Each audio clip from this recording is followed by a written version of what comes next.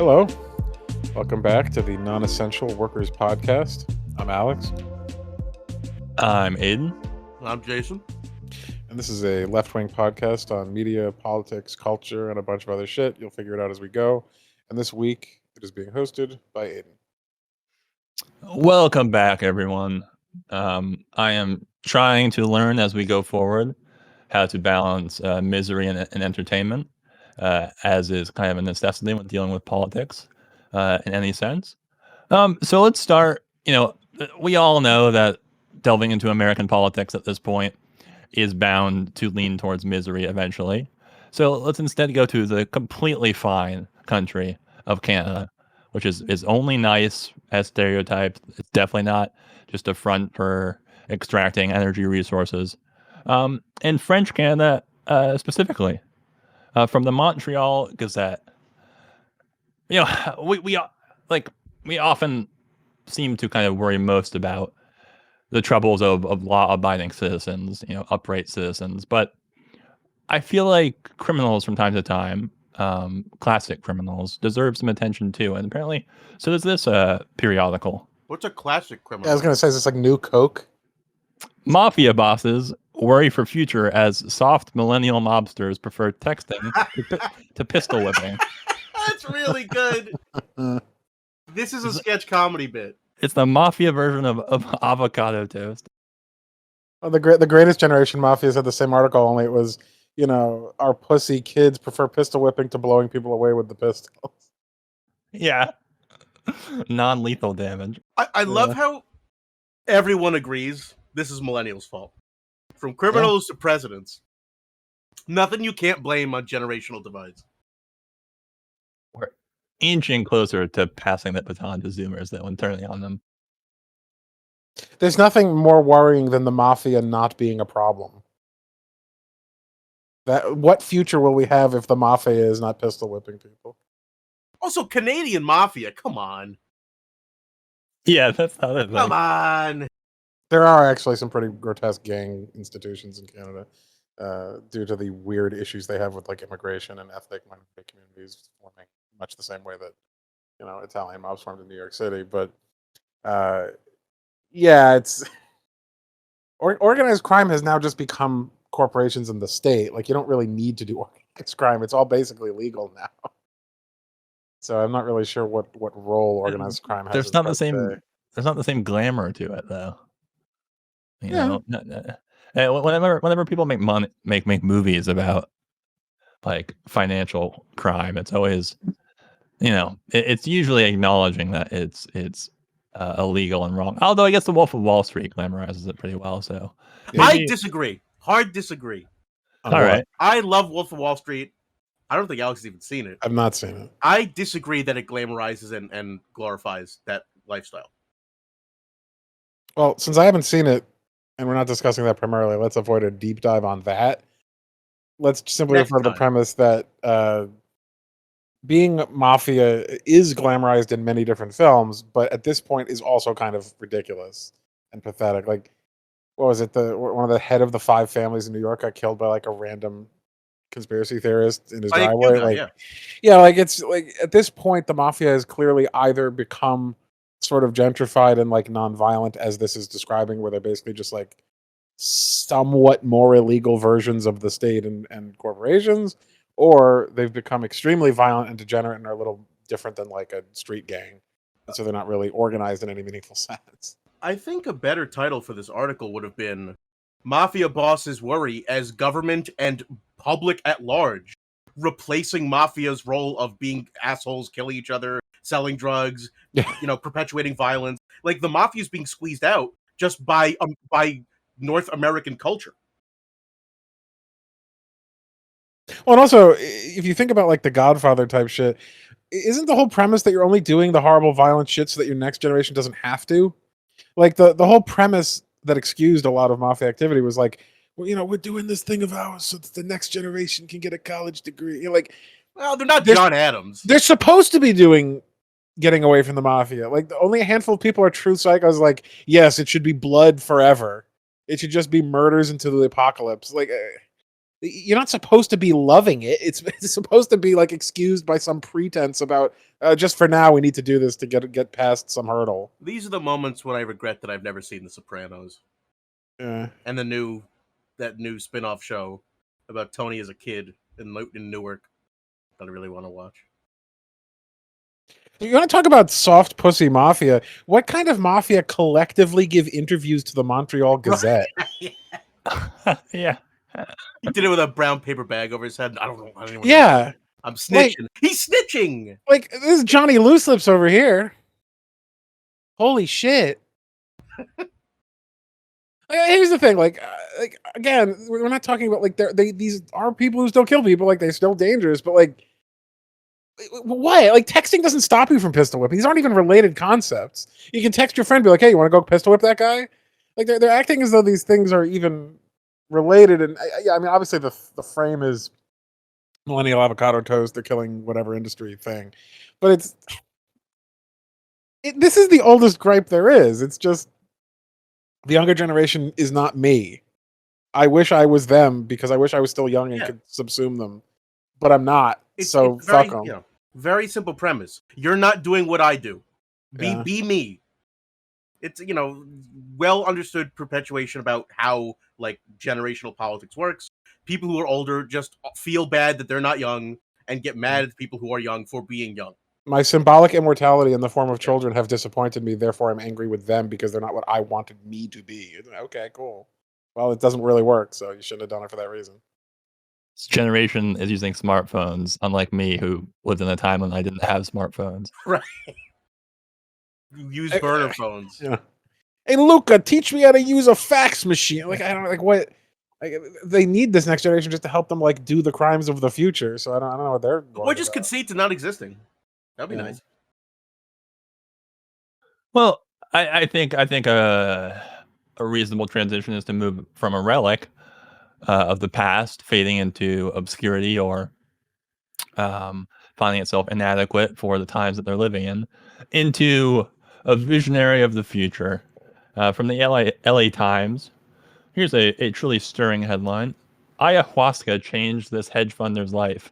Now he's bankrolling a psychedelic boom. My God. So it changed his life by making him even richer? Is that what they're implying?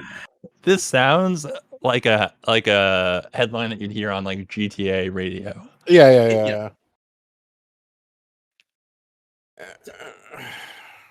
That groan is basically the exact reaction you should be having. Well, to me, this is evidence how even the most like capitalism can infect literally any concept.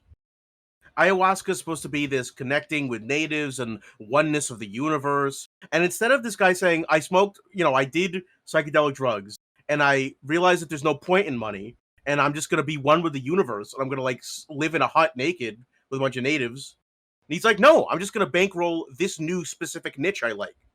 And so he didn't learn anything. It didn't change his life at all. Right, exactly. His life is completely unchanged. Change the direction in which his arrow of hedge funding is going. Instead of shorting GameStop, he's now, boosting ayahuasca, or whatever the fuck way that can be, turn into a business. Like he didn't learn the lesson at all from the psychedelics. Functionally equivalent to like the factory that mass produces the Che Guevara T-shirts. It's just like if you had any investment in the ideological framework of the thing you're talking about, then you would stop the entire premise of being a corporate drone.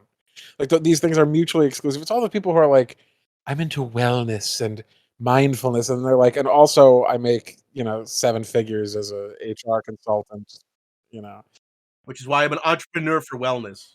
I now go to businesses all across America and force people for 2 hours to learn what wellness means. Trying to corporately package spirituality and alternative sources of enlightenment like religion or drugs or whatever the fuck these people think they're doing. I mean, that's also stupid, but like these could not be less compatible philosophically.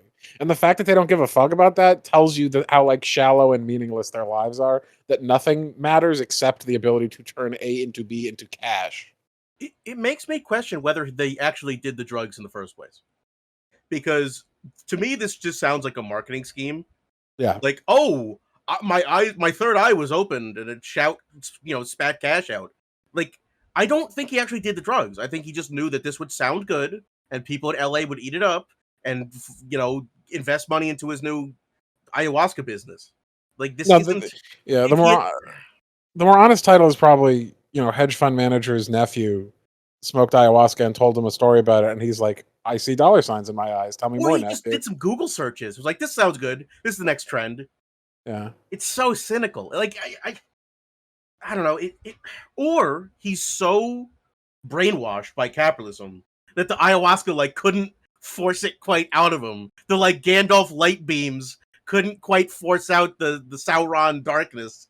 It just wasn't strong enough. Well, speaking of evil and capitalism, this is literally just an ad. Yeah. Like, this entire line is probably paid for by this guy or his company or his stockholders so that they can continue increasing the volume of the boom. Because the boom is premised on things like hype machine news articles about it. And that's how the LA Times stays funded. So the LA Times is wetting their beak in this ayahuasca gibberish premise by being like, hey, kick us forward so that we can then help you get the money from this ridiculous premise. I mean, every part of this is pure profit motive and greed and total disconnect from the premise of spirituality or otherworldly experience. Yeah, Go ahead.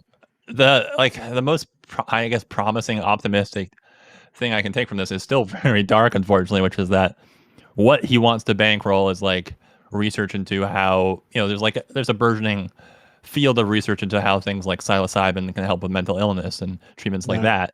But if you're monetizing that, then you're a fucking monster. Which of course he is, because he's not doing it for free. Yeah, because it's healthcare to save people's lives, and yes. Yeah, well, here is where the specific language matters. It says bankrolling. That's not a positive connotation. No. He's not being a free spirit. He's Mark Cuban or Mr. Wonderful on the set of Shark Tank saying, all right, well, what margins can I pull from this? How much can I invest in this? How much of this can I own? How much can I expect to see in 5 years? This is not Good Samaritan altruism. This is not someone who's actually had their eyes open and just says, they're not Bill Gates giving away all their money to indigenous people so they can make more ayahuasca. I would be less concerned if it was pistol whipping than bankrolling as a phrase in a sentence. Because basically, no, what I'm saying is someone pistol whipping someone, well, it happens once, then they finish pistol whipping. If someone bankrolls and they basically own you and the entire means of production going forward, and will try to monetize your entire existence going forward. So that's actually much more depressing to me than just someone got beaten up. The idea that he's doing this out of charity is, I think, laughable. Because all he would really have to do is convince the government through a probably even cheaper form of political bribery and donations that they already do to stop restricting the research into things like this. And then they would just do it themselves and spend 100 times more resources than he has. Yeah, unless this person is literally lobbying on behalf of ending the war on drugs. Yeah. Which I do not get that sense from this headline alone. Doesn't say anything about it. Phrases they could have used to say that. He's lobbying the California Senate to change, laws against psilocybin or laws against shrooms. No, it's just he sees an opportunity. He will now profit. It has nothing to do with the actual product. Well, yeah. Let's continue with the theme of me sarcastically calling things innovation. From ABC7, facing employee shortage. Raising Cane's is putting corporate staff to work as fry cooks and cashiers. For anyone who doesn't know, regionally, Raising Cane's is a fried chicken, a chicken joint, basically. I didn't even know that. Where is this place? Very popular, I think, out west.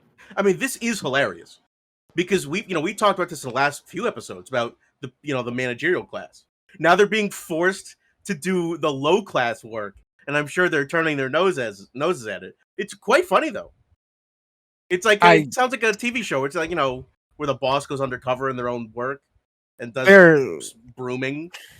There's no way. There's two possibilities here. The top CEOs and stuff and leadership did it for 2 hours for a photo op to create a funny headline like this where it looks like they understand the working man. or everyone who was making $2 an hour more than the rest of these people because they were the lowest level manager possible has now been demoted to full-time Right, exactly. get fucked mode. They got which promoted is pre-pandemic, and now they're back as the Get line. fucked, bud. Neither of those are like, oh, watch this guy who makes 8 figures usually and has 1 million stock options go run the fryer. That's what this evokes and is almost certainly horseshit. Well, yeah, it doesn't say CEO. It says just corporate staff. That could be anyone towards the Yeah. end of the corporate ladder. Yeah, like people manning call centers for them. Yeah. By all means.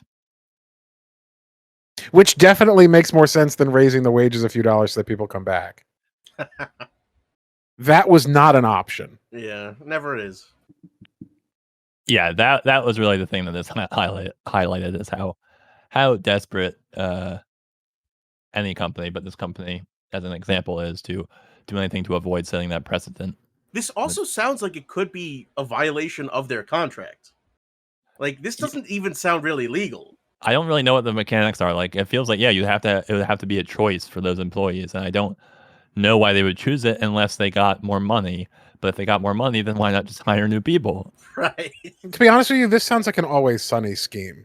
Like, this is the harebrained solution to an obvious. There's an obvious solution, The but gang gets college the degree workers to do Charlie work. They choose the harebrained solution just because it's funnier or more ridiculous or avoids some very simple thing that they could have like talked through. So instead, it's like, okay, what if we got all the guys with college degrees to run the fry cooker, and then we would pay them less, but it's still more, but it's less because there's fewer of them. But then it's like, wait, who's in charge of this scam? Like, it doesn't make any sense. Because as you say, if they have to pay them the better rate of still being whatever their former title was, it would have been cheaper to just hire the fucking workers on with a raise. And if they're not paying them the higher rate, then why the fuck would these people stay in these positions any more than anyone else? Because now they're overqualified and underpaid, as opposed to just underpaid. So, like, what are they saying? Are they saying that they're paying these people $80 an hour to run a fry cooker? Because if so, just hire 6 other people, right? And if they're not doing that, then what the fuck are they saying? They're just putting people who are supposed to be making an enormous amount of money in and paying them crap. Why would they stay in that job? Like the mechanics of this don't really make any sense. Unless, as I said, it's either a brief sort of humorous thing they did for one day at most, or it's people who are only making $1 or $2 more that they've demoted and said deal with it or starve. Because none of the other things even add up mathematically. It would have been cheaper to hire a whole bunch of workers than to demote one high-paid worker and still have to pay them their high rate. The phrasing of putting corporate staff to work as fry cooks, cashiers, evokes like the image of like these people going to work and like they're buttoned up, their tie, and getting hit with like a trank dart and waking up in a saw situation where it's like, Yeah, you must cook the tenders. Sort of play a game. Yeah. But it also kind of what's the expression? Like, buries the lead, which is that they're finally being put to work because their managerial work isn't actually work. Well, yeah. But I like the idea of this being like a Saw situation, because then you've given them like a motivation that isn't just financial, and that would make sense out of this rather than the nonsense of they're somehow overpaying them to do the work. So it'd be something like, they're all handcuffed to the fryers, and it's like, inside one of these chicken sandwiches is the key. You have to tear each one open as you go. It would have to be something that's kind of gamified. It's like an escape room. And the whole thing turns out to have actually been kind of like a fun diversion for them. Retreats love doing that. Yeah. But like the whole trick was actually just to get them to run the fryer. Yeah, exactly. Yeah. Weird stuff. Well, how about this next one, guys? From Bloomberg, give Amazon and Facebook a seat at the UN.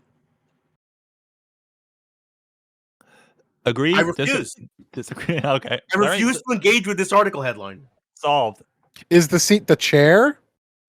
Yeah, they don't talk about it much, but at every meeting in the middle of the circular table, they have one electric chair. Yeah.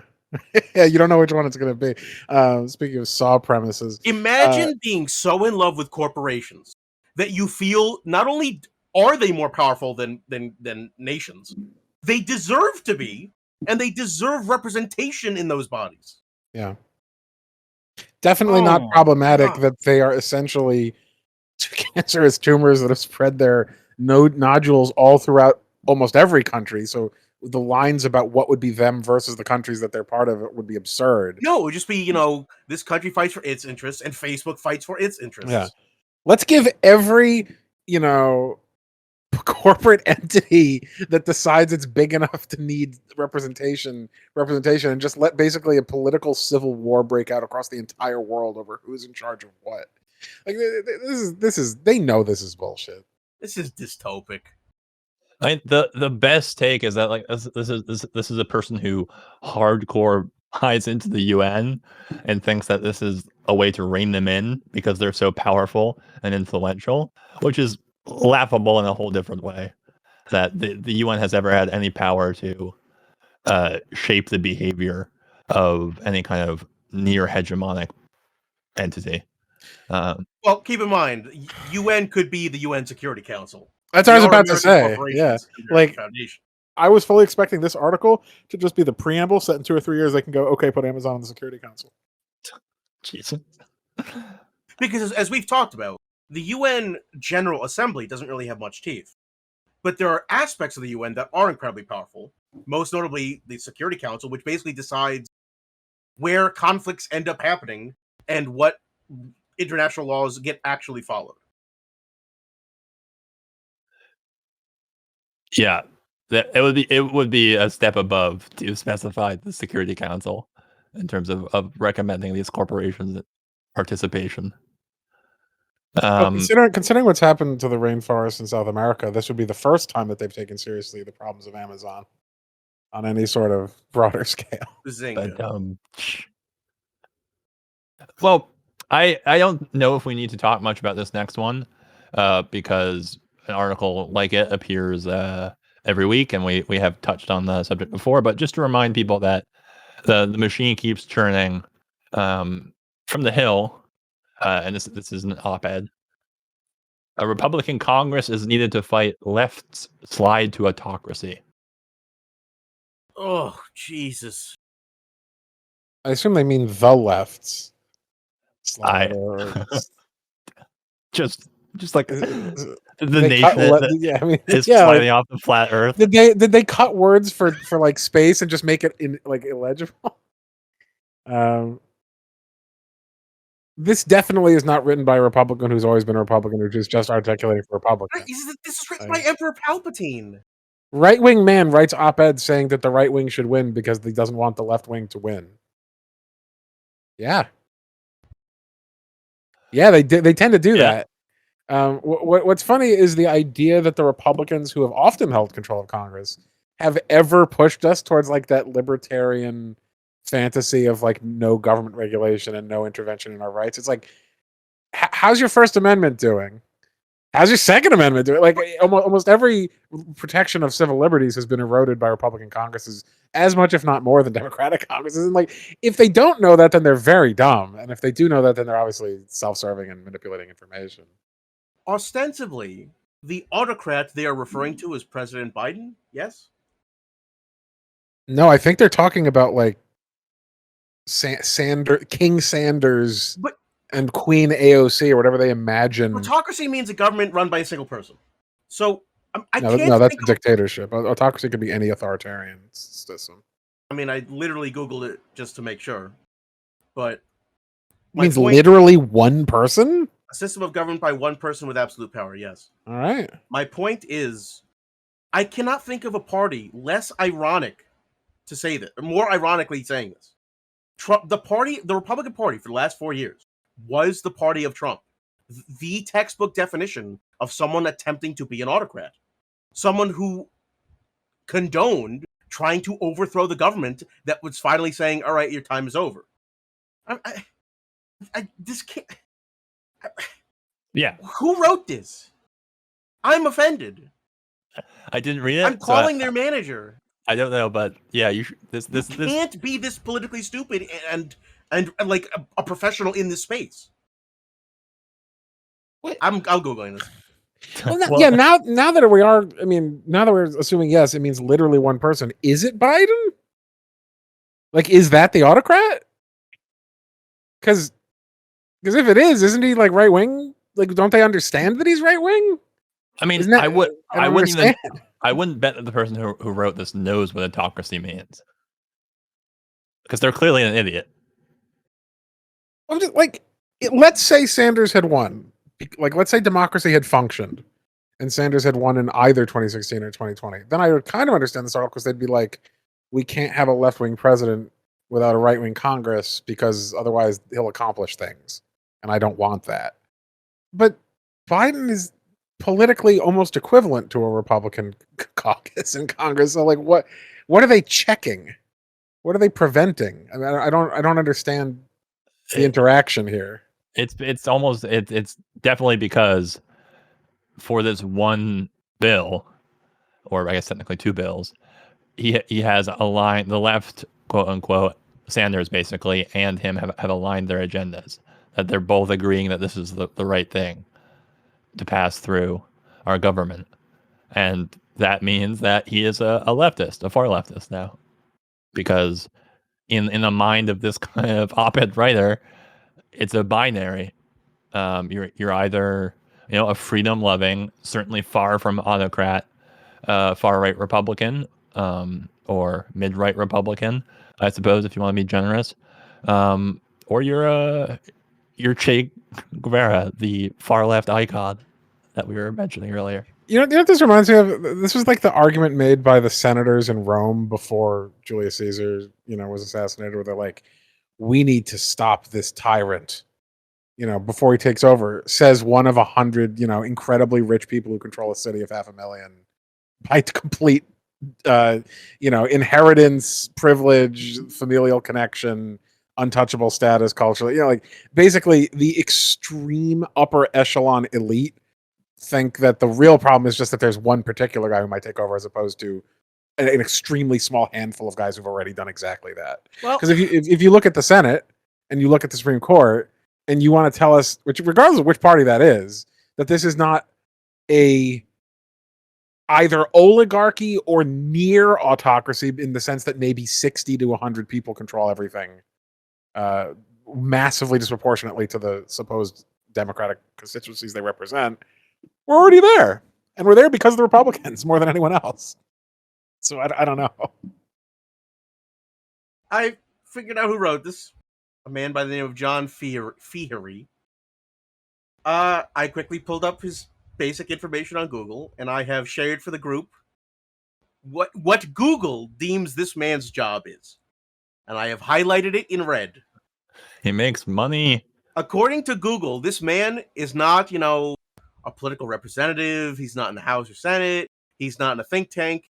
His job title is simply pundit, also known as hack fraud. So I feel much better. I mean, yeah, because even if he didn't write this, someone pushes it out through pundits. They don't have to take ownership. But let's assume he did write it. Yeah, like this is a garbage fucking op-ed. Like if this guy had anything better to do, he wouldn't be writing this. Like this is garbage, and everyone knows it's garbage. Even the right wing, who like supposedly cheers this thing on, is just like, all right, you put another one out. All right, great. Like they're not reading this because they know it's stupid. This isn't even like exciting or salacious in any meaningful sense. This is the kind of like, C- had to turn it in midterm paper on being a Republican shithead. This is an F even for Republicans. This is playing poker where your entire hand is facing your opponents and you can't see your own cards. I mean, you can't be this stupid.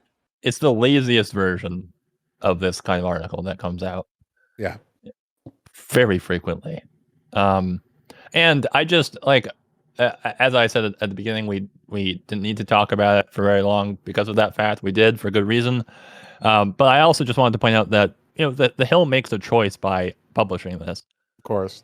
Like that says something about their priorities, whether monetarily or politically or editorially. But we've well acknowledged that the Hill is not these days, at least. Don't worry. This is their opinion section. They don't necessarily endorse or condone these views. Exactly. Yeah. Sure, but when you go to a website called The Hill, referencing Capitol Hill, and they're almost exclusively about politics, and they are curating a set of opinions for you, and you're the general public who don't have political science degrees, and you're like, hey, I want to learn about politics, and then this fucking slop crosses your plate. At a certain point, like, the Hill want you to think this, right? Like, the Hill are not even trying to figure out whether what they're serving up makes any fucking sense, or if they are, then they're failing. Is it named after Capitol Hill? Because I thought it was named after the hill that I'm going to die on because it melts my brain and causes me to have a fucking Well, stroke. you've already spoiled what I was planning to name a future episode, but all right. Nailed it. Well, we're gonna stay here longer. Sorry, guys. This next one is also from the I have Hill. no problem reading the Hill. This might be this episode then. The Hill thinks it's the New Yorker, but for DC, but everyone's 50 IQ lower. Yeah, that's a good way to put it. I chose this one because I couldn't decipher it, and also it sounds like a quote from like a fantasy book. I should post it in the chat first. But the battle over cancel culture may not end well. Its guardians seek power at all costs. The guardians of cancel culture. This is said by an 80-year-old wizard with a white beard. Mm-hmm. The battle over cancel culture may not end well. This is like Dumbledore saying this. Frodo, he's warning Harry. Flee, the guardians. Frodo, please stop tweeting so much. Yeah. Never. I love the fantasy that this person lives in, though. Yeah, it must be exciting. It's not like cancel culture comes from what we've talked about literally in our last episode. A giant, diffuse population of idiots on Twitter and corporate culture. There's no autocrat who runs cancel culture. Cancel culture is not like a building you can go to with workers. It's a concept. It would be great if there was like a shitty upscale urban restaurant just called Cancel Culture. It feels like a place you could go. If it's not, it's a matter of time. It's like we talked about very early on. Like, you can't go to war with concepts. This is why you can't have a war on terrorism. Terrorism's an idea, not a physical thing. Or communism. Not a place. Especially when one of your main tactics is terrorism. But the Nani? Even before we get to the content of this one, the grammar of it is making me insane because I'm trying to read it and make sense of it.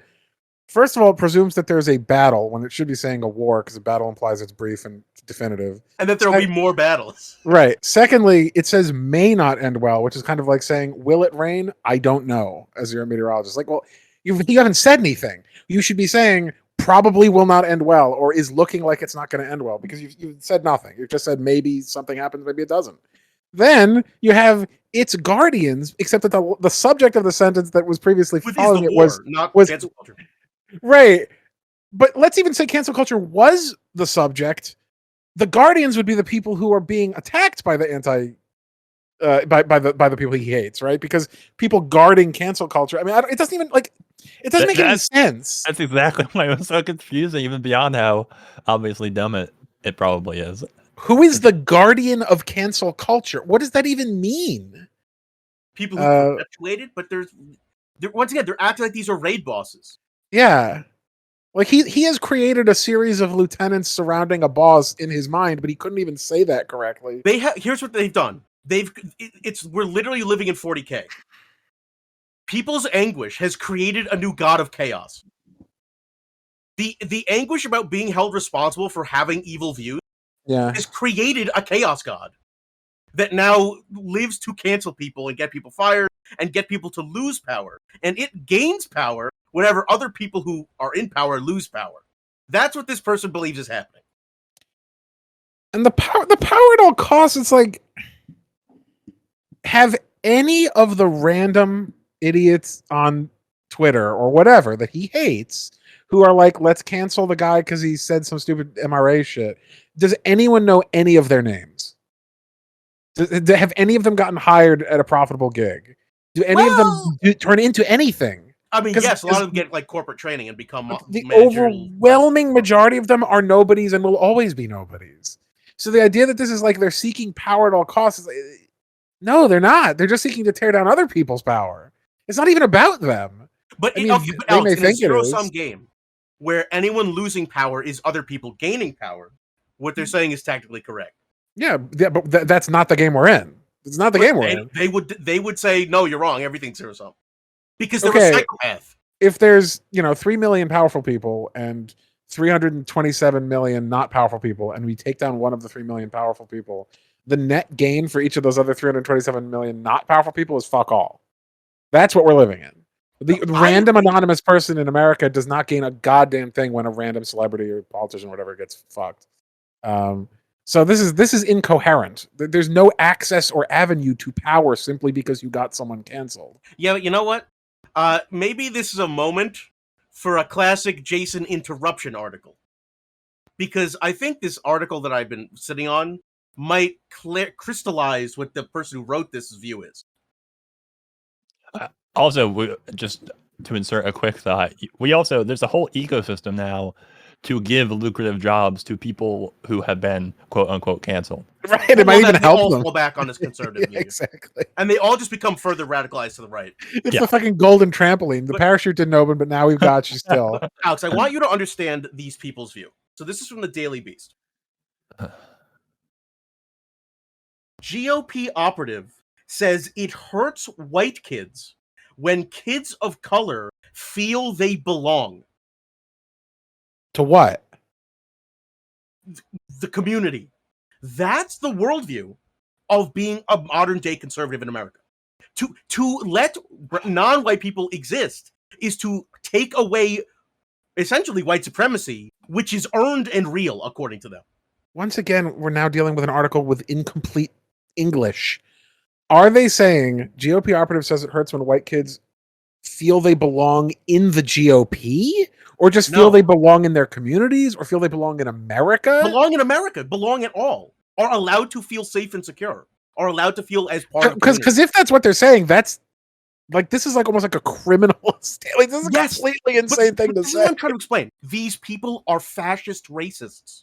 Yeah. And it's no longer, oh, you're canceling me by calling me that. No, you genuinely are that. People who articulate these views are fascists, and they are, by definition, racist. The person who said that second article, the one I just linked to Daily Beast, is definitionally a racist. Well, yeah, I think that goes without saying. But what? I don't even want to engage too much with the second article because this is infuriating. But they're the same concept. This is the worldview of conservative potato brain people. This is what they think is happening. I can't be me anymore because I'll get canceled for being myself genuinely because I'm a monster. Yeah. The monsters are complaining. It's why you farming us?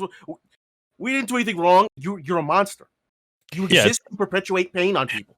It's like I think you made the joke last week or last episode, Jace, about like people, Republicans, or maybe it was Tories who call themselves undateable, and how it's unfair. It's just like people want me because I'm a Republican because of my beliefs, and then it's like, what beliefs though? No one happens to be Republican. No one happens to have an ideology randomly. Your ideology is formed by where you were raised and what you learn about the world and internalize. You are held responsible and accountable for your worldviews. And if your worldviews are odious and immoral and violent in intrinsic nature, then fuck you. You don't deserve any court. You don't deserve any power in the public space. You're the one who shouldn't feel they belong. You're the ones who should be ostracized from democratic culture. Well, it's fundamentally an anti-intellectual argument because what they're essentially implying is that politics and worldviews are unchangeable, like facts of birth. Right, like they're just skin color. Like that's the only way to even make sense of something like saying Blue Lives Matter is by implying like, oh, I was born a cop. That's kind of what they're saying. It's like, oh, I was born a Republican because I was born in a state that's mostly Republican and I'm white. And that's unchanging. And that can't be changed because my brain is impenetrable to reason. Therefore, not because I cannot learn and I cannot change because I'm an imbecile. Anyone who points that out or gives me any grief or inconvenience is being cruel to me. Because can't they see I was born evil? And it's not just pointed out like because I'm living my life privately. I'm publicly projecting how bad I am. People respond by saying, "Why are you being so bad?" And I get to bitch and moan and cry about it. They're arguing that they're orcs. Like they are arguing that they were born Why are the evil. orcs the villains? Where? They were born evil and they can't change it. Therefore, you got to let us eat man flesh. Like that's what they're saying. Because otherwise, the logical response would be make some sort of ethical and philosophical sense out of your worldview, and defend it coherently. And if you can't do that, then either fuck off or change your worldview. And they don't even want to engage with any of that because that would require them to think and possibly change their worldview. And neither of those things is acceptable. Or So, possible. yeah, well, I mean, for some of them it might be possible, but not profitable or in their Not interest. for Mr. John Fieri and his ilk. Well, there are literal like white supremacist like skinheads who have converted into anti-racist activists. Like that has happened. Yeah, but that's because often they were raised in it and never questioned it. Yeah, and that's what I'm trying to say is if you're one of the tens of millions of Republicans who I don't know why you're listening to this, but if you're one of them who was basically just born into it and never really seriously questioned your shit, I guess good, you've come to the right place because you're going to learn a lot of shit. But like, you don't need to be the thing. You are able to change your politics. Your politics are not fixed. Your politics are largely just something you absorb from the culture. And if your culture was shitty and you absorbed shitty politics, you should be even more angry at it because they fucking hoodwinked you and they taught you garbage. Our politics were not born like that. I'm not born a socialist. We learn things about the world. Our politics don't agree with our parents in totality. Not we perfectly, learned no. from the world in front of us. Right, which it kind of is like it's kind of incumbent on you as a human to do that. You can't be spoon-fed every single good thing politically. You do have to occasionally figure shit out, or at the very least, be willing to say, "Hey, I was wrong. I've changed my mind on something." When someone willing to learn or willing to admit mistakes before. Yeah, so when someone's like, it really hurts me when someone points out I'm an asshole. It's like, well, tough. You deal with it. Either get used to being hated because you should be hated, or change yourself so that you're not hate-worthy. Since we also talk about how things are constructed in the headlines themselves, I just want to quickly give kudos to the Daily Beast for calling this guy a GOP operative outright. Yeah. He's like, GOP agent professes these horrible views.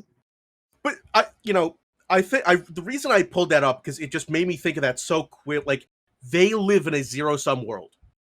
Any loss of their relative power to even other deserving people is not fair because they're losing power. I mean, this guy's arguing literally white kid power. The meter go down when brown kid power go up. That's what they think of the world. Not even power, just comfort.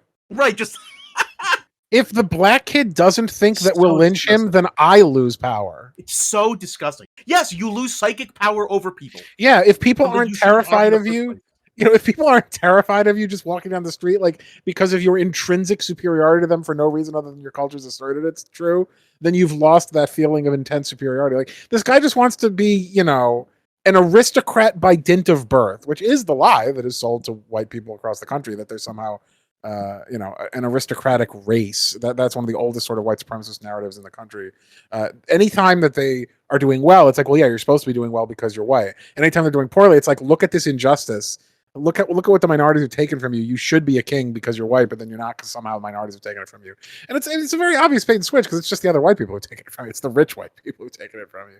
So yeah, like it's an obvious swindle. It's a very stupid swindle, but it's one that even 57-year-old pundits are happy to engage in, apparently. Yeah, but these are upsetting. And you gotta the meter has immediately gone to upsetting. I know. That's I put some fuel on the fire, and then you just like poured the gasoline on top of it. Well, before we go to one that I found uranium depleted rounds into it. Yeah, poured thermite over the podcast.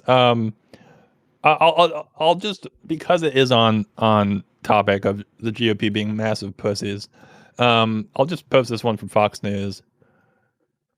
GOP demands Biden stop bullying airlines with vaccine mandate. Says taxpayers save the industry. I'm sorry if that was unpleasant to hear, listeners, but that's how I read it in my head. God. Third straight article where I'm struggling to understand what they're saying. I know. Republicans have bad phones. Their phones always break up. Republicans have bad grammar. They can't write to save their life to figure out who the subject of the sentence is and what the verb is. You tell me if I understand this correctly. You don't.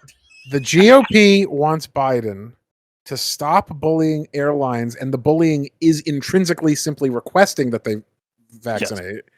Yes. Mm-hmm. Because the taxpayers should be the people who tell the airlines what to do because they're the ones who saved the industry? Yes, and the American people definitely, in general, don't want vaccine mandates. No on that last part. The taxpayers don't have any views. It's airline industry should do whatever the fuck it wants, because that's what the taxpayers paid for by letting it exist. How did the taxpayers save the industry? That's what I'm trying to understand. Because the American government funded these airlines during COVID, which the taxpayers paid for all of. Yeah, through taxes. Okay, so government bailouts paid for by the public saved the airline industry, meaning that the airline industry owes a debt both financially and of gratitude to the federal government. Consequently, leader of federal government asks them to show the barest of consideration for that same public. Fuck you, you autocrat. And their complaint is not he's using executive orders. Their complaint is that he's bullying them. He's gonna hurt. He's gonna hurt. Oh my God. Is there an institution in the United States that you would not like to see bullied more than airlines? I mean, probably a few, right? But like, they spend their entire day bullying passengers. These people are the scum of the earth. They charge you enormous amounts of money for a service that's enormously worse than it used to be, and they bully you every fucking time you try to get on the plane because it's like, oh, are you brown? You're a terrorist. Are you a woman? You're probably pregnant. We have to check to see if you're pregnant or if you're hiding hamburgers. Like, they check grandmas for their panties. It's like, for fuck's sake. You can find like 20 articles a day about the abuses perpetrated by airlines. Where is the article about the Patriot Act bullying airlines into taking away all of your freedom at an airport? I don't think it exists. I would have so much more respect for Biden if he personally pantsed multiple like airline, once again, the Neil Breen ending, corporate staff. They're too busy raising canes.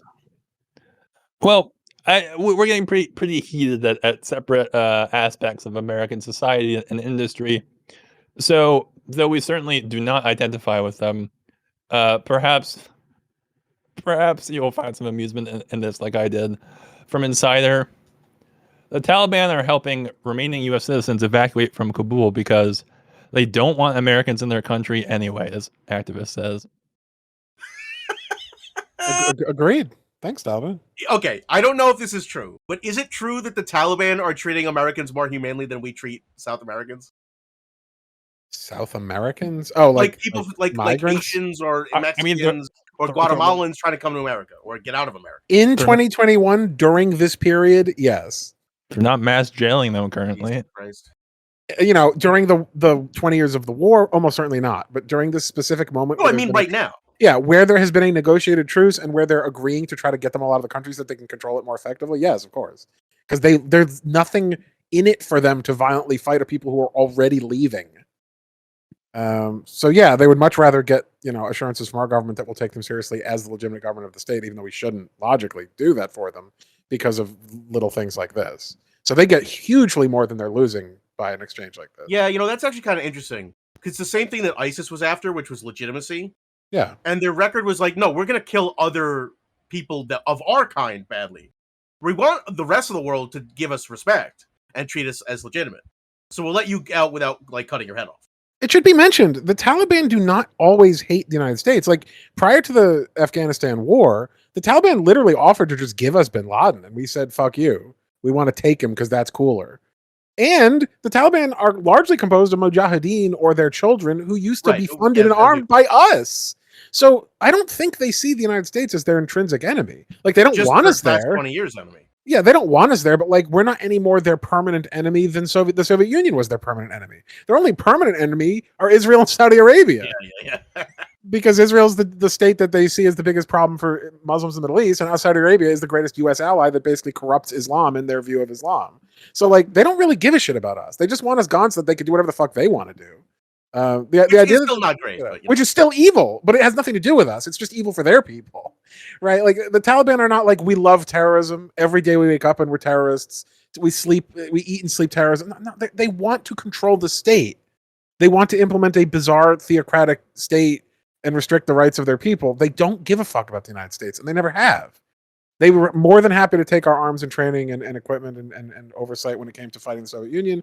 And they would have been more than happy to take the same for the Soviet Union against us if it was the same situation. That's not where their ideology is about. They don't give a shit about that. So the idea that like the Taliban are universally evil and they just love terrorism, like they're literal demons, is the wrong way to look at this. They're religious extremists like any other religious extremists. Even the craziest evangelicals in the United States don't wake up every day like time to rape and pillage and murder. It's like, no, they just have bad views. They act on those bad views. If you know what extreme religious cults in the United States are like, then you understand the Taliban too. They're just religious extremists with a heavy ethnic component. There's no not Muslim demons. exceptionalism. Yeah, these are not demons. These are still humans. They have shitty views, but so do Republicans, and we fucking deal with them. I don't know.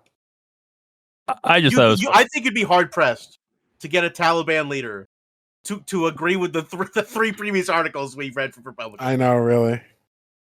No, that's an interview I'd like to see. See them do an episode of our podcast. Well, see, at their heyday, The Onion loved doing this bit where they'd like call on a Taliban representative, and he would talk like coherently about American politics. It was a really funny bit. Man, I miss The Onion. That's fantastic. Being a regular part of my news consumption.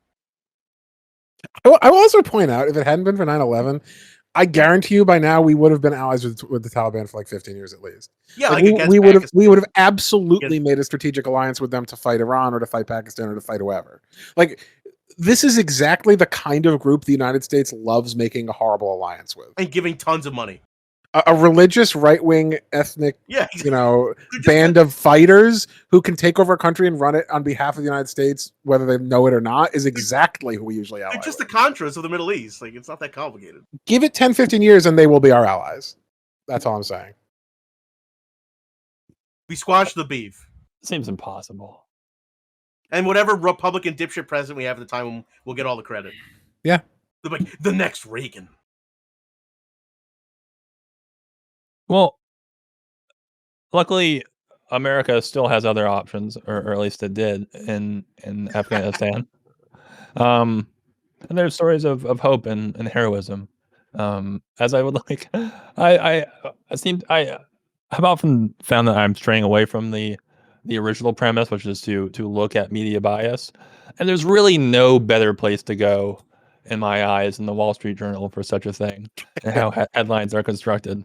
So just taking advantage of the light connective tissue of being located or centered on Afghanistan, from the Wall Street Journal, a secret CIA gate at Kabul airport became an escape path for Afghans. Yep. CIA, looking out, secret hero of the day. CIA in Afghanistan, for some reason, they knew that Afghani people would need an escape route, which had nothing to do with the $1 trillion of mineral resources or opium fields. They were there for some reason, and they figure, hey, we're closing down the country anyway. We're definitely not going to remain a presence there.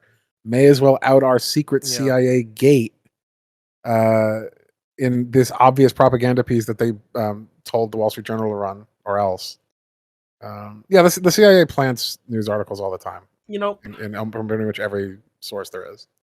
It could not be more clear that that's what this is. I'd be really curious if we polled Americans and asked them to what, like, if they have any knowledge about how the CIA gets involved in these wars. So, for example, whenever we pulled out troops, like GIs, we also just replaced them almost one-to-one with federal agents and with mercenaries. And so I'd just be curious to know, like, if the average American understands that the CIA isn't some home agency. They're the ones who scout out places to go to war with, as Alex said, extract the resources during the war, and then as the war's ending, put some finishing touches on the country. And like it's always like the CIA's, this is well established, is well understood at a kind of high level, but I just wonder if the average American even understands that. Like, CIA agents go around with AR-15s in Middle Eastern countries and kill people and take stuff. I mean, if the American military are like the crusading soldiery, the CIA and the other deep state agencies are basically the inquisitors. Yeah. They are the elite, secretive, high-ranking officials who come in and they do everything we were already doing more discreetly and less publicly because they know they're going to do even worse things than the military was willing to do or able to do. And they'll get away with it because they're not boots on the ground because they don't exist as far as the public is concerned. They do exist, however, as a generic entity because as the CIA has had to disclose to Congress, they have a very large budget for propagandizing the United States. So the CIA has a substantial budget that it spends on bullshit like this, which is to say media buys, where they intentionally manipulate the American public as to the value and significance of what they do. And going so far as to force movie makers to change their scripts so that they promote more pro-CIA agendas. This is a thing they do. Watch people like John Krasinski, right? We talked about. They will just straight up manipulate information in real time. Now, sometimes it's hilariously clumsy, like the "I'm a woman of color and I'm CIA." Yeah, just see that. But other times it's somewhat subtle. Like if you didn't know what we largely know as people who follow this, you might think this is just a news story and not a CIA plant article, which I would say is 99.9% likely. Probably didn't even happen. This is most likely fiction. When there was that movie, was it Argo, about the supposed CIA rescue in Iran? No, it was actually Canadians who did it. The CIA did almost nothing. But the movie was rewritten by the CIA with these, by their direct assistants, quote unquote, to make sure that they got most of the credit for the thing that the Canadians did. Telling me Ben Affleck is in the pocket of the deep state? Yeah. Yes, that's what I'm telling you. And so when you have a significant budget meant to propagandize your own people, and you spend it on things like this, I don't know. Does that make you less trustworthy as an organization? You decide, America. Yeah, you definitely should need to convince the people of your own country that you're doing the right thing through misleading, secretive op-eds and articles, I think. Like, it's just too complicated otherwise. They just won't get it, You're like the angsty emo teenager. That's the CIA. The American people just don't get them, but they're good at heart.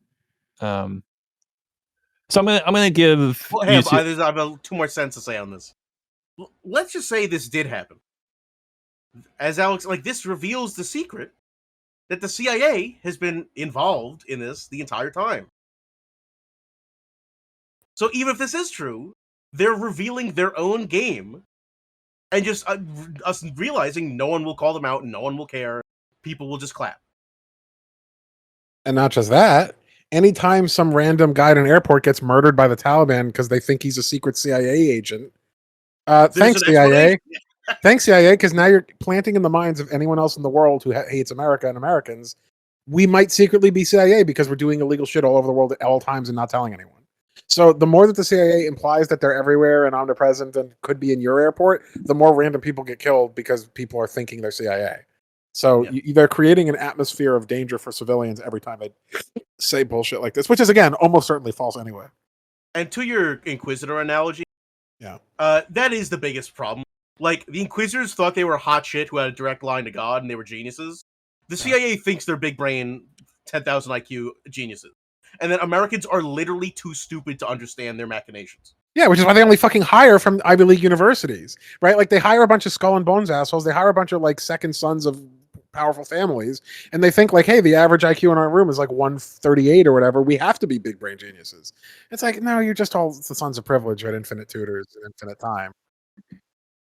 Like that Mensa chick who got drunk and died in a chimney. Yeah, I don't even know about just that. Like that. But basically, I mean, they have reason to think we're smart because they've basically cherry-picked a bunch of capable people to be in their organization. What they certainly are not is ethical, responsible, or good in any sense. So smart or not, being an effective fucking, SS member or Inquisitor or Praetorian is not a good thing. They never really consider that. But they look down on the chuds who have on the back of their pickup truck, mole on lave. Right, of course. We are still dealing with the ramifications of CIA bullshit in the Middle East, and we'll probably never be able to get away from that. I mean, we wouldn't even have an enemy in Iran if it wasn't for the CIA coup there. We wouldn't have these sort of lingering conflicts all around the world if it was not for the completely needless meddling of the CIA in those countries and their governments and their leaders over and over again. I mean, you want to know why the United States is the victim of terrorism and is the victim of massive political campaigns against them by groups like, Venezuela and Cuba and all these states, because we fuck with them. We fuck with them constantly, and fuck with them is not even a strong enough word. We violently coup and fund the terroristic groups within the countries all around the world, mostly through the CIA. So even besides the fact that that's reprehensible on its own terms, if you're an American citizen and you're afraid of being attacked by terrorists or afraid of being like abducted when you go to a foreign country or afraid of any of these things, well, you should be, because we've earned a horrific reputation for ourselves because of this institution. So they have made your life measurably less safe by existing. And now they want us to thank them for it. Just go watch Sicario and figure out who's the hero. I don't know. Elon Musk told me that we will coup whoever we want to. So sounds pretty cool to me. He's like the modern day Iron Man. Just space through blood. Yeah.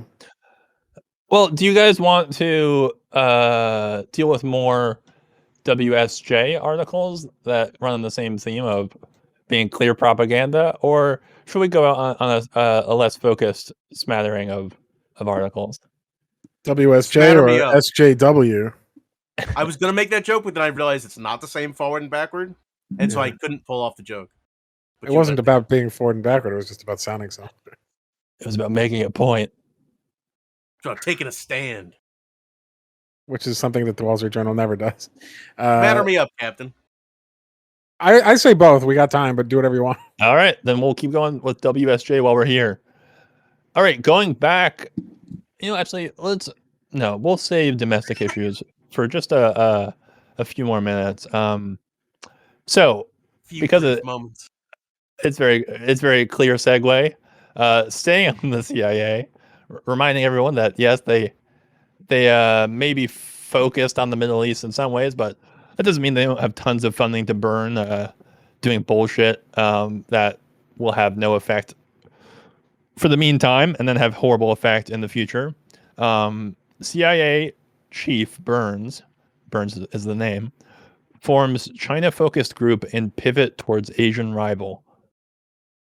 Can you post this one? I can't barely understand this. I can't follow this. I'm too stupid. I don't know why. It's so straightforward. So Burns is the name. Yes, that is correct. Chief Burns. Oh, you know what? You've fallen into my interrupt card. Twice? You only have I do. one of them? Where is it? Here we go. It's just a joker, like it's a universal solvent card. This article is basically the same thing. The why post it? From the Boston Herald, from some schmuck. Oh my god! Why we should arm Taiwan to the teeth, so that when they inevitably lose, they take more Chinese with them. It's basically the alphabet agencies have realized, like, we've given up on Afghanistan, or we've taken all the resources we want. Time to just move to China. Let's make a China-focused group. Build up the rivalry. Arm the Taiwanese the same way we arm the Mujahideen. And let's just do the exact same foreign policy cycle again. I actually kind of like that you posted this because Taiwan is going to come up. So, go ahead. Brinksmanship is great. It's famously a healthy foreign policy. It has no downsides. No downsides. Well, I mean, it doesn't have no downsides from the, as you say, alphabet intelligence community's perspective, because whoever suffers the consequences, they do not care about. But even that's actually untrue. I mean, that's how they feel. But the fact is that even from like a power perspective, these things often end up backfiring on America from that very gross realist perspective. But yeah, I chose the Wall Street Journal article because it's absolutely ridiculous that the CIA has not been focusing on China up to this point. So this public announcement of forming a China-focused group is entirely paired with your article, Jason, and that is a focused campaign on trying to signal to the world and to China, we are now trying to aggress towards you, at least in words for now. But don't forget, we're strong and powerful. We can beat our chests. I don't think they're saying they haven't been focusing on China. It's once again a zero-sum thing. Like, we committed many of our resources to the Middle East. Now we're diverting more to China again. Like, we still had 20% on China before. Now we're at like 60%. CIA, unsure of what to do with all of its extra resources and manpower after the humiliating pullout of Afghanistan, decides to refocus needlessly on China. No, but I actually find it less about like, oh, were we focusing on it before? Of course we were. But this sentence basically reveals everything about why they're focusing on China, which is not that they're a military threat to us, not that they're a political threat to us, not that we share the same region of influence, not that we have really anything to do with each other other than a relatively pleasant trade interaction. It's just we're rivals. Yeah. We're just rival. It's just like the Soviet Union thing. It's like we literally worked together to defeat the Nazis, and before Hitler's fucking brain had hit the floor, we're suddenly instantly rival enemies, Cold War. Because the people who run these agencies treats anything other than America as a threat if it is successful. Like the real threats are not like the weak countries that we bully for fun. The threats are the countries that have like functioning economies to some degree and functioning political systems to some degree, because those are the ones that might actually compete with America for total world domination in their worldview. So they're not pivoting towards China because China's like, oh, China's threatening the United States, or China's planning to do something hostile to the United States, or there's any sort of material interest for the average U.S. citizen for the CIA to be focusing on China. No, it's just they're playing Risk. Exactly. North Korea can't get a lick of our attention. And they're like, hey, look, we're launching missiles. Maybe we'll hit South Korea. Maybe we'll hit Japan. And we're like, oh, fuck off, North Korea. We don't take you seriously.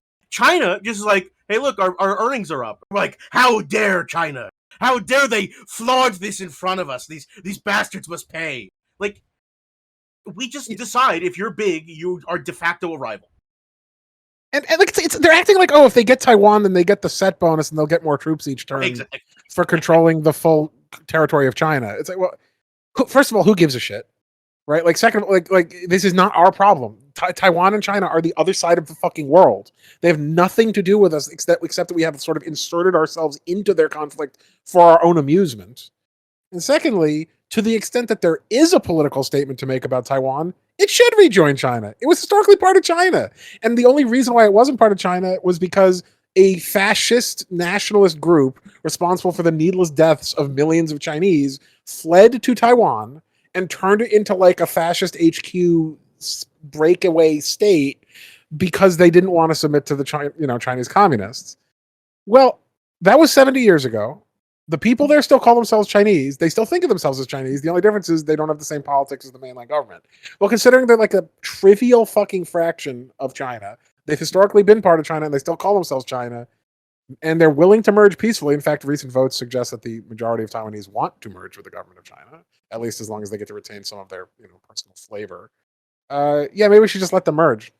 I'll be honest, I don't know enough about the history of China and Taiwan to say that I even have an opinion whether they should rejoin or not.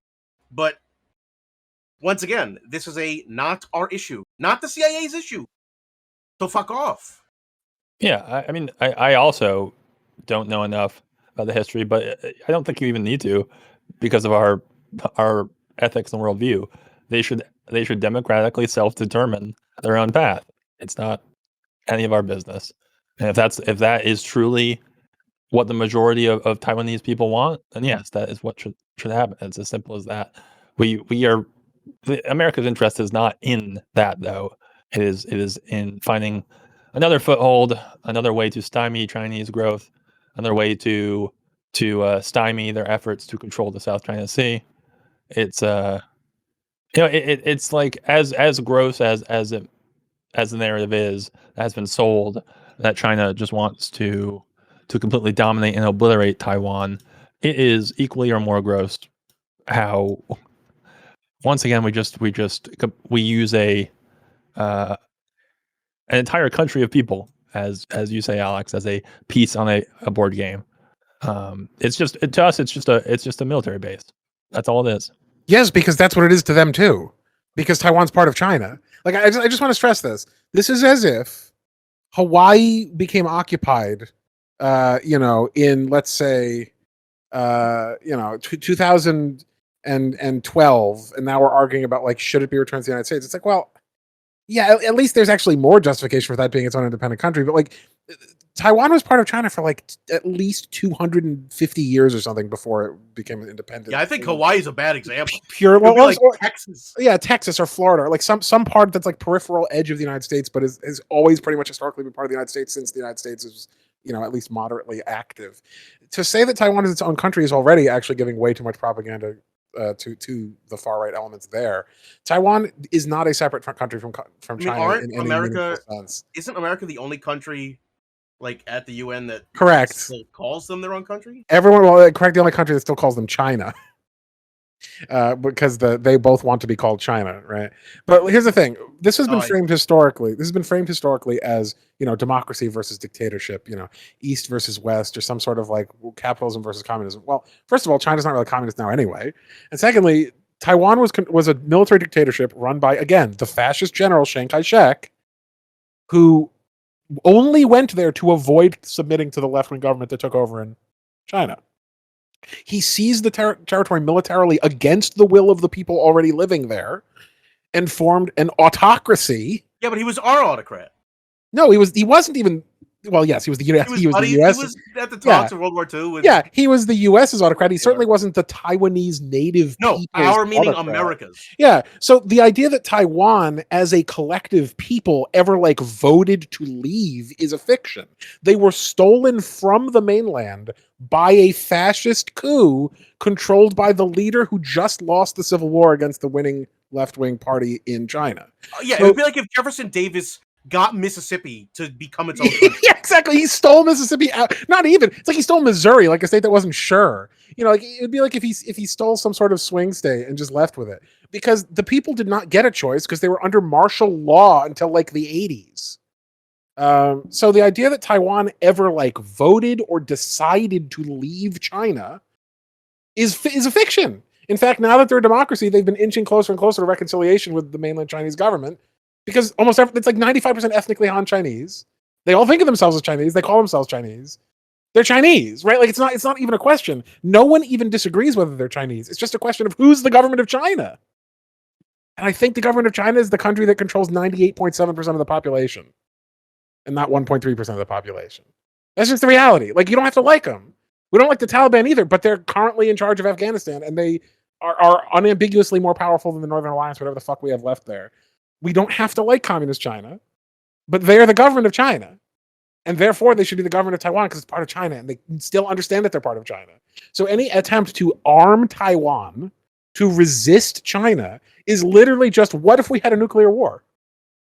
Would you like to have a nuclear war? That's what that's suggesting. Because we're basically saying, this would be like if the Soviet Union went to us and put nukes in occupied Mississippi on behalf of Jefferson Davis. I also love how the CIA needs to put together a think tank to be like, let's brainstorm about what to deal with China. It's our task this semester is to solve the China situation. Because again, I don't want to go too long on this, but as the most sort of historically focused person, this is the United States' MO, which is we don't give a fuck about the cultural history or context of anywhere else on the world. There's not such a thing as North and South Korea historically. It was just Korea. We invented the fiction of a discrete North and South Korea because we didn't like leftism and we didn't want it to win. So we put our dictator in to fight their dictator. And then we fought a brutal war for no reason until we fought to a stalemate. And we're like, all right, I guess we'll turn them into two countries. They don't want to be two countries. The majority of people in South Korea and the majority of people in North Korea want to just be Korea again. The only question is on whose terms, right? The majority of people in Vietnam wanted to be Vietnam. They didn't want to be North Vietnam and South Vietnam.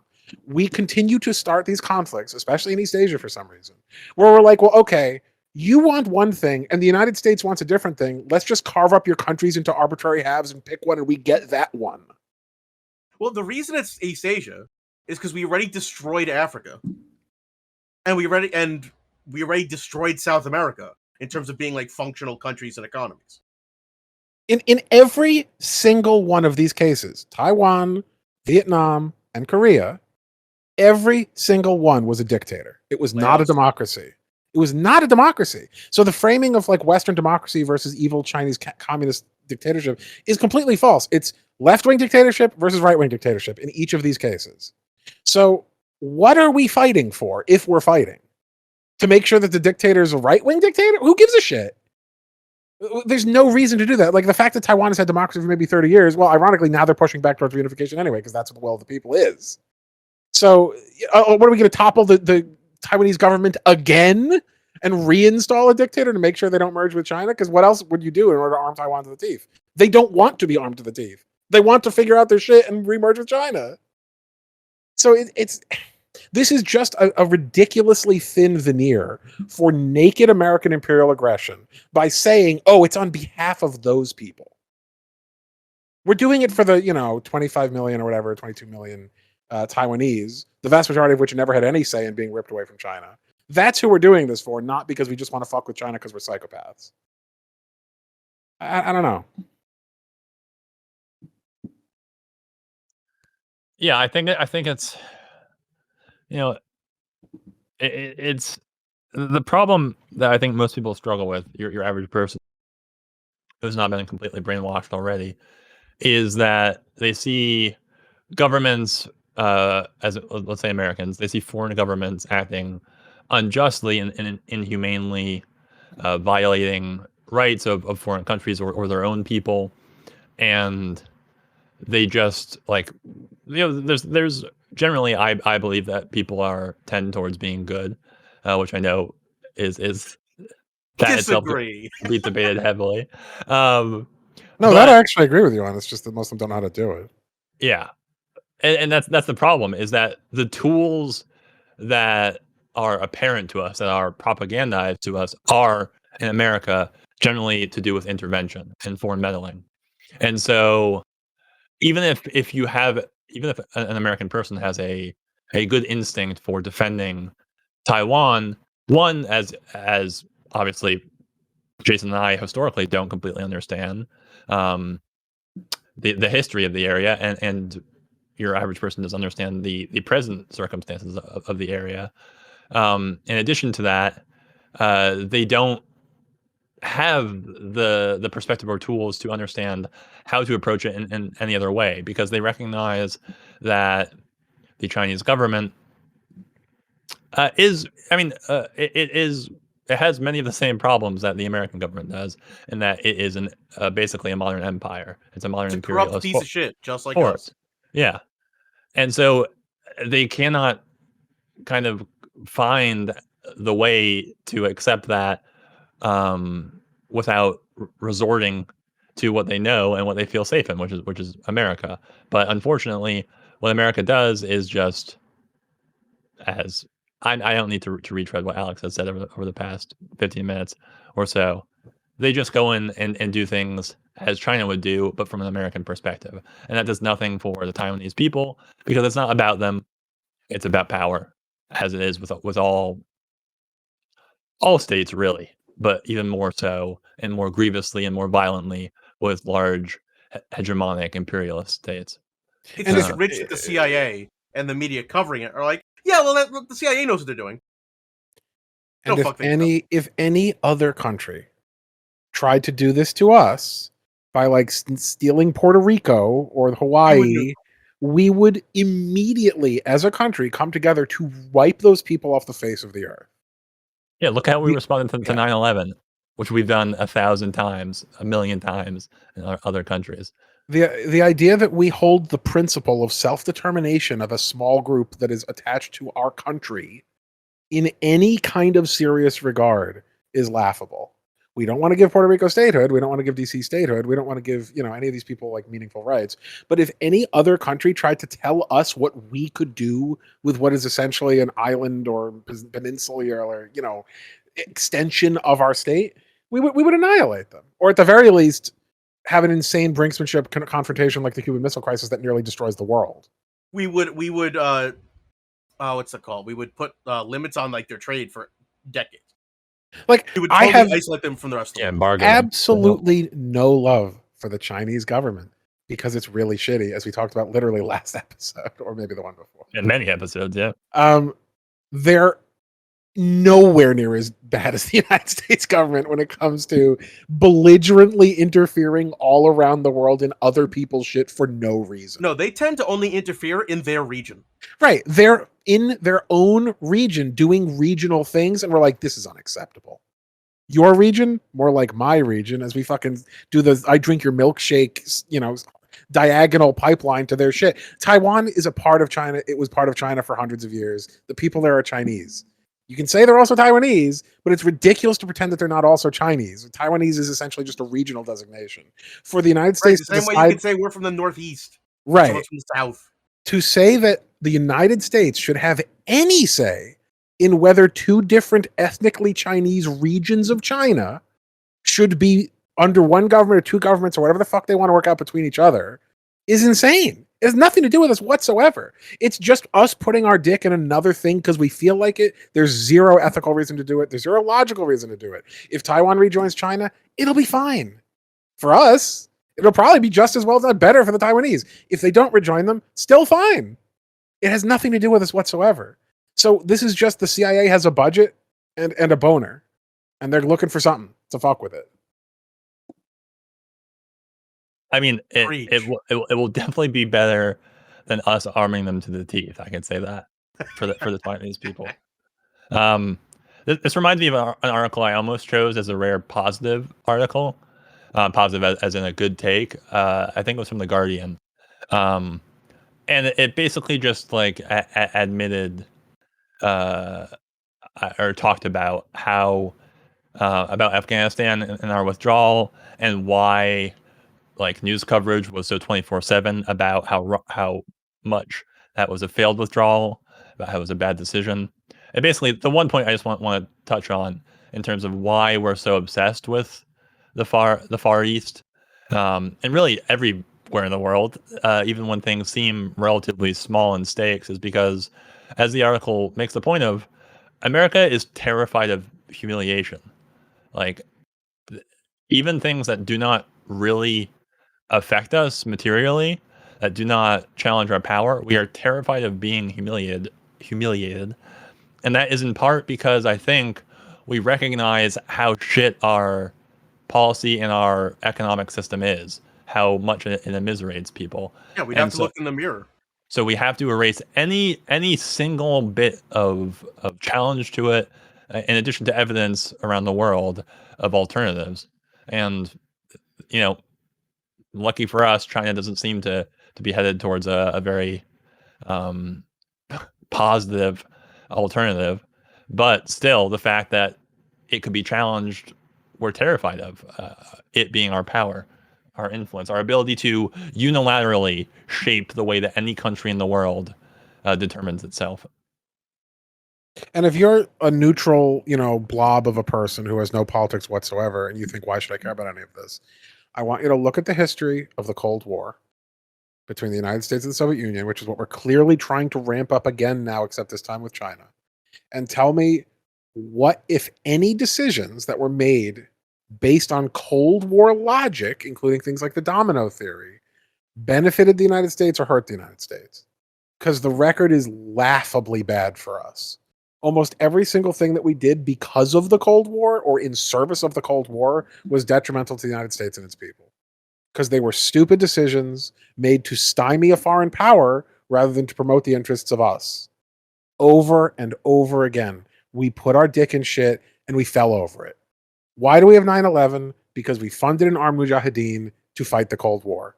Why do we have pointless deaths by the literally hundreds of thousands in Korea and Vietnam combined of American soldiers? Because we started two pointless wars over Cold War logic. Why is our national debt spiraling out of control? Because of the consequences of 9/11. That was the consequence of that we blew our debt into the stratosphere. It's a direct through line. There's the amount of financial loss, the amount of lives lost, the amount of insane lack of cooperation between countries that could have been allies because of the logic of the Cold War has damaged our world and our people and our country to such an enormous degree that it almost can't be quantified in a coherent way. So if you think, well, I don't care about the Chinese or whatever, well, yeah, sure, But if the United States starts a Cold War with China that is basically going to run for the rest of your lifetime, it will only harm you and the country. And we have enormous amounts of evidence for how that already would work. I We've mean, been the living Cold through it for War 45 years. is like single-handedly responsible for why the last 50 years have sucked ass. Right. It's not confusing. It's not a mystery.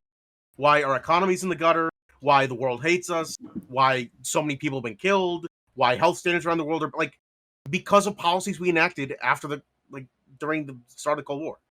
Again, to combat a country that we had just been allies with moments before and which did not have any meaningful stake in whether the United States fought it or not. We just decided, fuck them, and we're going to fight them forever. And when that's your attitude, you ultimately either succeed at incredible cost, like we did in the Cold War, or you fail and basically seem like the biggest asshole in the world for no reason. So, like, the second option. Yeah, I mean, neither of them is good. There's no winning that kind of conflict because we started it for no reason to no productive end. And once again, like we said, because it was a war on an idea. Right. And the idea spread in multiple countries. It was not a war on a single country. And in case that wasn't bad enough, I mean, in the case of the Soviet Union, it was a war on the idea that you should be paid fairly. Right, for the value of your labor. This is a war on being left. It fucked you for several reasons if you're a working class person, which the vast majority of people are. So that one's even worse. I mean, China has very little left of any communism ideologically, but still, the fact that they're even nominally referred to as communists is almost certainly one of the main reasons why we're seeing as the next big threat. It's just because of the holdover concept of like who's left for us to bully, who's nominally left. Yeah, I guess. All right, Aiden, what do you got? What's left? Well, there are two more in this batch of Wall Street Journal articles that I was going to post, and they trend back towards domestic issues. The wool, as we'll finish off with today. We don't have to spend much time on them, but of course, that's always the option depending on how much they incense us. I'll post them both at once because they are basically on the same issue, though from slightly different angles. The first is, can Manchin and Cinema save all 50 U.S. states?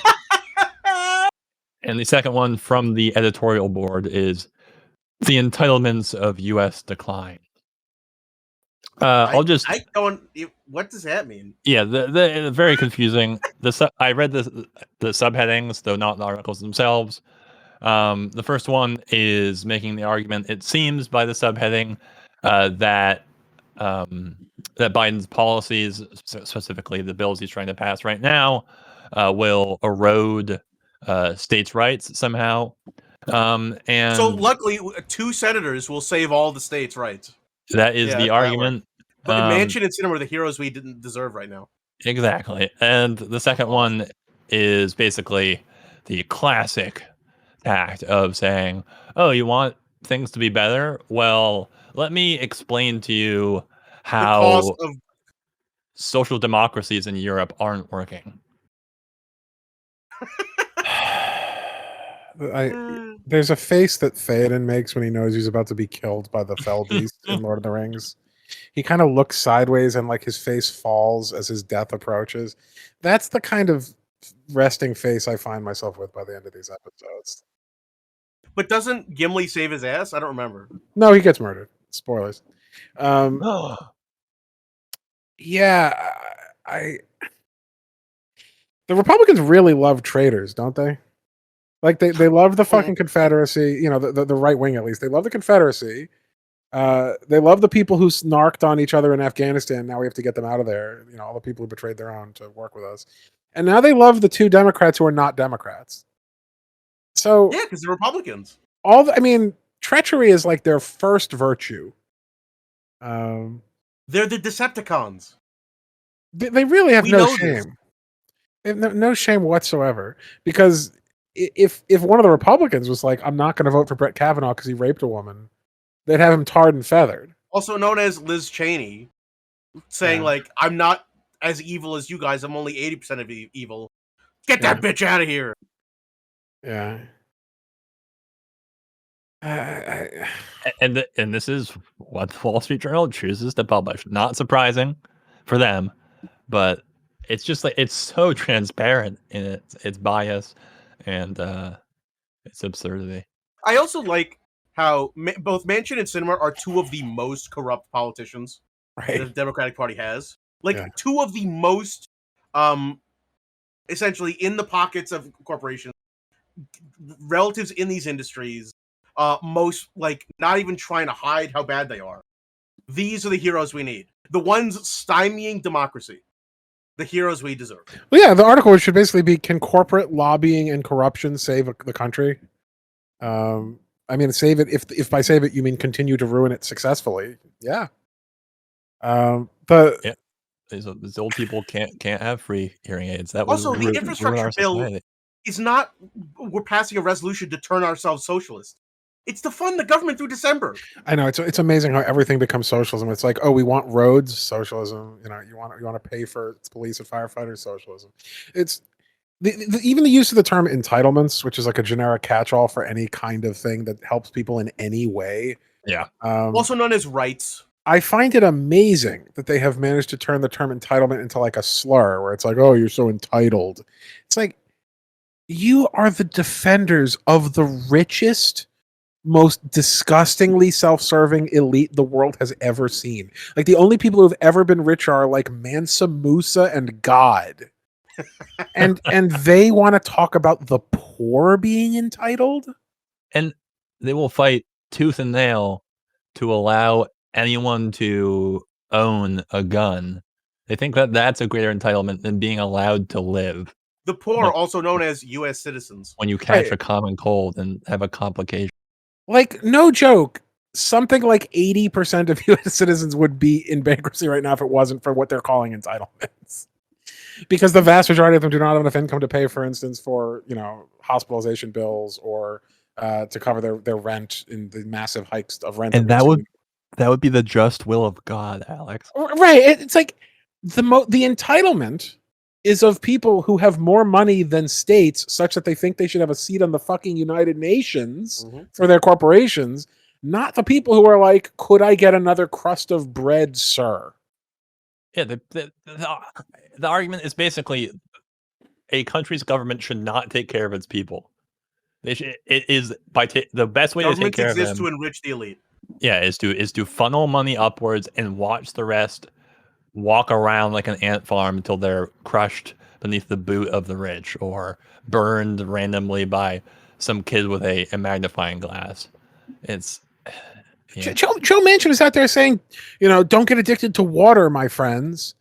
Even fucking Trump was happy to give out the goddamn $1,200 check. I mean, how fucking dystopian is it when Trump was more liberal with his fucking UBI offering for a month than Manchin ever would be? Because Trump's not a Republican. No, he's just a clown. He's just a narcissist. It's a clout chaser. Like, if Joe Manchin was a Republican, he wouldn't even be like a moderate Republican. He's just like a mainstream Republican. What? Why is he a Democrat? Like, what? Why are we pretending he's a Democrat? He's not going to vote with them. No, he's not going to do what they want. It doesn't matter that they have him in the Senate because he doesn't vote with them anyway. He may as well just be a Republican. Correct, Alex. He's a Democrat, so he can punish Democrats from ever doing anything. Yeah, I mean, he's an intentional agent saboteur. This is not an accident. No, it's not like everyone's demanding he switch party. No, he exists for a reason. He exists to extinguish the hope of American citizens. And the Democrats want it that way. These people are vampires. And they are saying we need to kill the bill that would give enough food to the people that we can continue to drink their blood, because we don't want them to get addicted to food. So they're going to watch these people starve and die and run out of blood because they're idiots. It doesn't even make sense. But for someone who's literally a parasitic piece of shit to be telling us that we're entitled is so absurd as to destroy the premise of satire. Alex, do you remember when we watched Daybreakers? It's that weird, like, cynical vampire movie where... Yeah, that's what I was thinking of. It's the vampire future, but the vampires were so greedy and, like, didn't plan ahead that they farmed humans too well, and they're running out of blood. Yeah, exactly. They'd rather capitalism die on their terms than the world continue to flourish and exist on not their terms. Despite knowing that trickle-up economics do work. Despite knowing that any entitlement program that gives money to poor people to get goods and services is immediately be spent on the economy. Yeah, it's immediately spent on goods and services. Who controls the goods and services? the capital class. It immediately goes back into their pockets anyway. It's the middle class and poor paying for the middle class and poor to pay the rich, because that's the tax base, because the rich don't pay taxes anyway at this point. So who cares? It's not even their money. They don't pay taxes. They shouldn't even have a fucking say. Why the fuck should, the politician class, who's owned by the corporate class, get to decide what we, the actual tax base, which is to say middle class and lower class people, working class people, do with our money to ourselves? Because that's what it is. When's the last time that Amazon paid taxes? But they want to tell us, no, it's entitlement if the taxes that the rest of us are paying help each other. Okay. Also, what the fuck is editorial board? I've never heard of it. It means the editorial staff, like the editors and leadership of the paper. No, I know that. I'm saying, what paper is that? That sounds like it's its own paper. No, it's from the Wall Street Journal. Yeah, New York Times does that. I didn't know Yeah. these were both Wall Street Journal stuff. Yeah, I'm it's sorry. the last of that batch. Yeah. I'm not surprised. Never. And usually they're written when a publication wants to make a statement about, like, a strong statement about the feelings of the they've held a publication. cabal meeting and just deemed something. But the headlines don't have the panache of the Atlantic. They're just cut and dry, blunt evil. A bunch of millionaires get together in their coven to write an article about how entitlements are bad, despite having never needed them, never really paying into them, never giving a shit about them either way. Like, some of them had to probably be taught what they were. I don't know, Alex. You might be reading too literally. I'm not sure that second article is actually talking about entitlement programs. I mean, the headline talks about how, like, directly refers to how we're being foolish by not looking to what problems social democracies in Europe have. So it kind of suggests that it's about social welfare. I think they're saying in just the we're feeling entitled. No, I guarantee you that it is about entitlement programs, because that's why they would use that word as the first word other than the. That is not an accidental word choice. That is a Republican dog whistle for any kind of social democracy. I understand the term entitlements, but, like, I don't know. I think that might be giving them too much credit. Well, I think Google they might it, just be dumb. read it, and we'll issue a correction next episode, or we won't.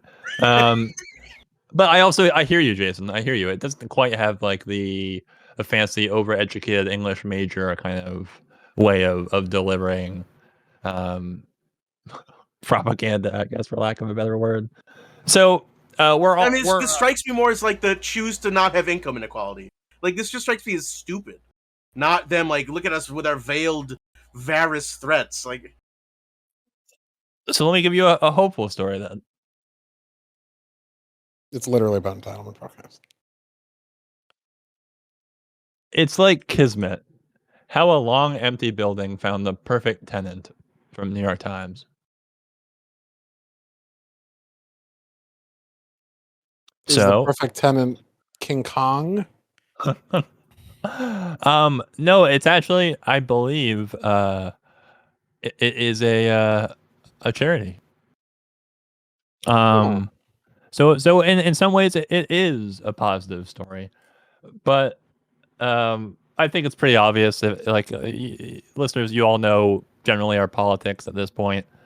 It's just the fact that it's, like, as a fanciful positive story, they have completely elided the problems with a building being left, a sizable building, a multi-story building being left long empty in a major metropolis. I think it's New York. I didn't read much past the first two sentences just to kind of get the sense of what the article was about.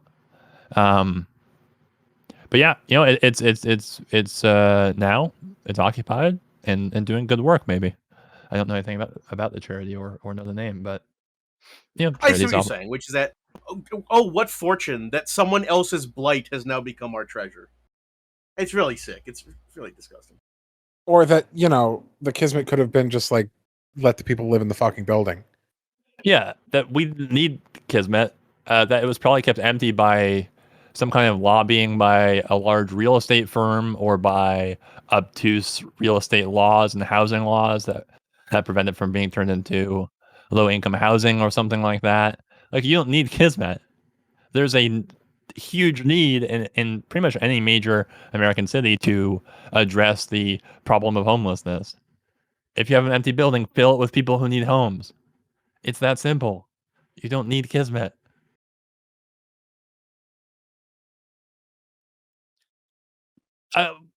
And some people might disagree with me on that. That homelessness is a huge problem in America. I don't know. Do you guys disagree? Well, fortunately, they're wrong, so we don't have to talk about it.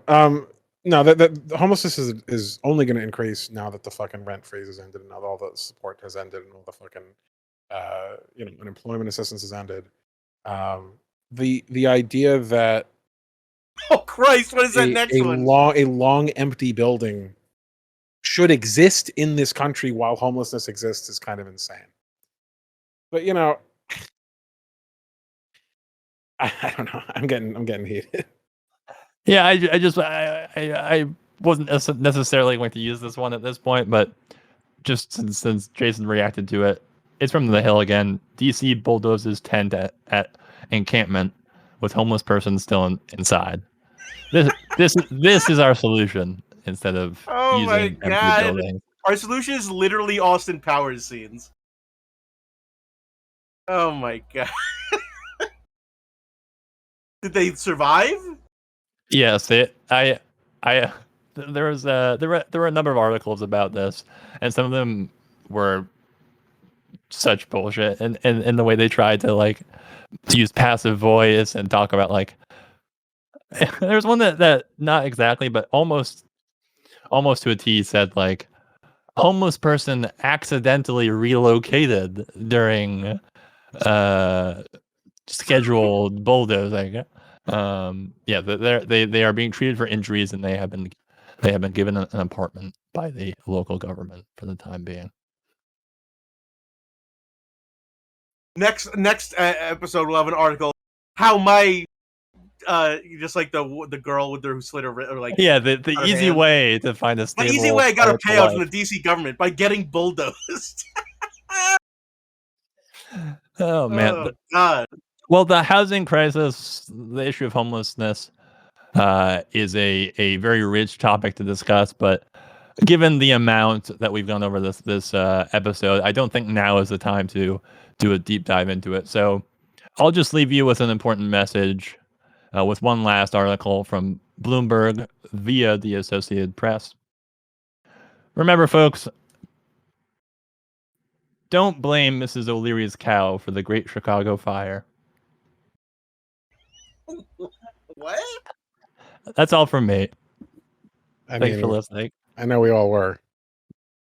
Let me just end with one little anecdote. Blame the horses for the Haitian whippings. While we're briefly talking about homelessness and whatnot, and cities, I was tutoring SAT recently, and in one of the practice books, these were the two consecutive sections in the reading.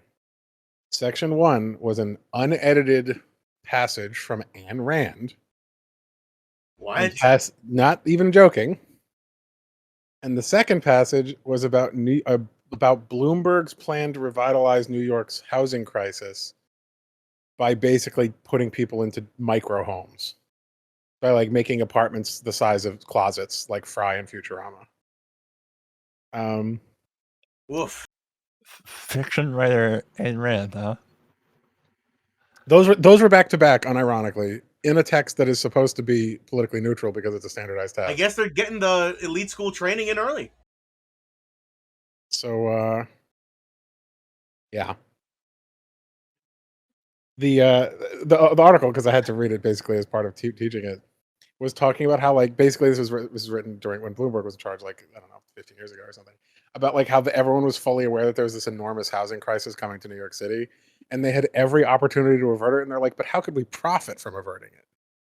That was literally discussed in the article, and the answer was they could profit from it by basically squeezing more rent out of people for smaller apartments. So, well, we've seen how companies have approached the pandemic and offering health solutions to that. So it comes in many flavors throughout history. So yeah, I would assign 30% of the problem to that way of thinking, and the other 70% to Mrs. O'Leary's cow. There we go. Why Thanks for bringing it back. Blighted in the way they have been. Well, just a brief mention on that. I mean, I've known for years that College Board is corrupt and evil. I mean, they're basically up there with like the NCAA in terms of exploiting young people for their labor and just deciding their futures at a whim. So, yeah, I guess they can eat shit too. Add them to the list. Add them. And to the shit-eating list. Yeah. The amount of corruption and injustice, I mean, all you can really do is shrug at this point. But we will endeavor to keep talking about it because it's worth bringing up time and time again. Because as painful, as depressing as it might be, giving up, being blackpilled is much worse because these things aren't going to change on their own. We are paying the price in psychic damage, so you can listen and be entertained. Speaking of which, we got to call this one. So have a good one. See ya. Goodbye.